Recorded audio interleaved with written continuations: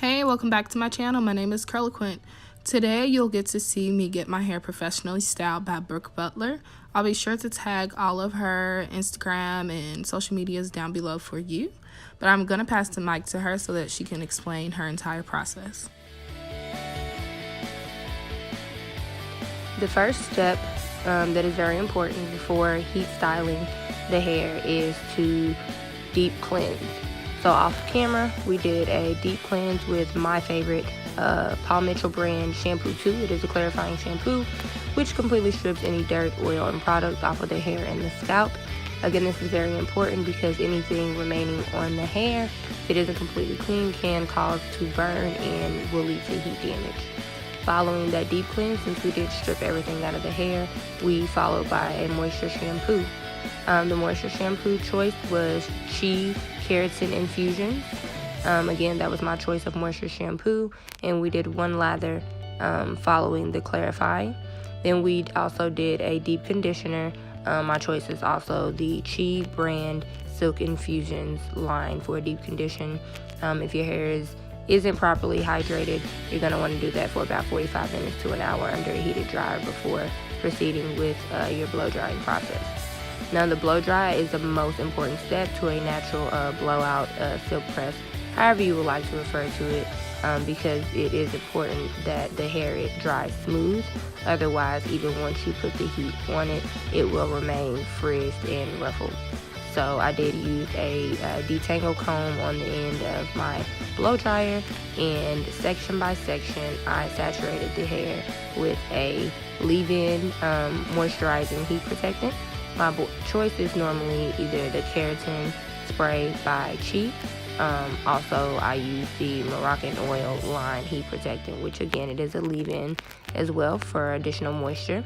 We're going to lock in that moisture by splitting the hair into 4 sections, and with a dime size to a nickel sized amount per section, depending on the density and the thickness of your hair.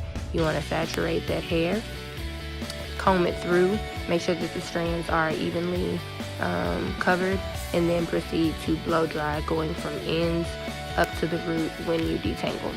The oil is an important step because it is going to seal in the moisture that we just put in the hair, but also lock out any additional moisture, which is very important to the life of your silk press and or blowout.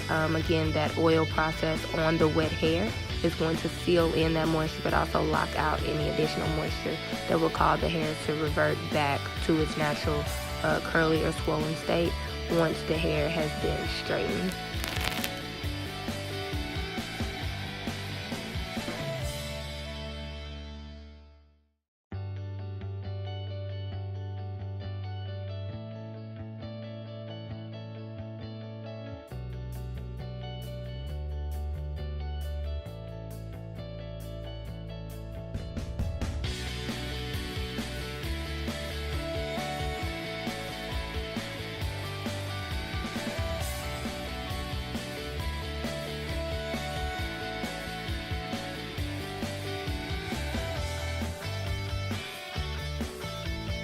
Notice that once the hair had been blow dried ends to roots all the way through, I go back to the nape of the neck and in 1-inch sections part across and continue to blow dry.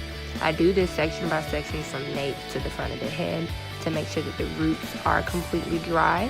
You do not ever want to put heat on wet hair. That can also cause burning, steam, and discomfort for the client. In addition to, like I said, if the hair is still wet and you're trying to flat iron it, that moisture will affect the life of your silk press. So again, in 1-inch sections from nape to neck, I part ear to ear and go back and forth from roots to the ends to smooth the hair and make sure that it is all the way dry. Now that the hair is completely dry, as you see, I begin to straighten back at the nape of the neck. No more than a 1-inch section, and make that section about the length of your comb, no larger than the length of your comb, as I do prefer the chase method, especially for natural hair, to get it completely detangled, and again make sure that it's smooth and straight roots to ends. I'm using my EAP flat iron under heat setting of 450 degrees but I do not recommend ever going above 450 if it's on natural human hair.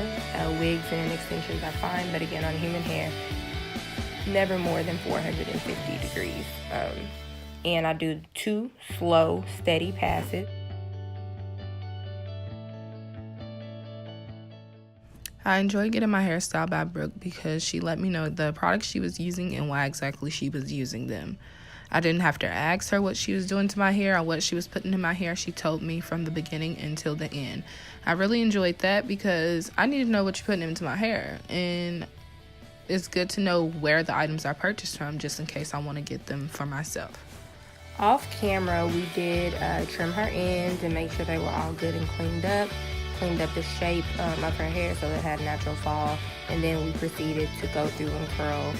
On the styling, since we had already done 2 passes on 450, we lowered the heat setting to 410, and with 1 slow, steady pass and flick of the wrist, curled her hair to give it some body and a little more shape to go with those natural layers that she has going on her natural hair.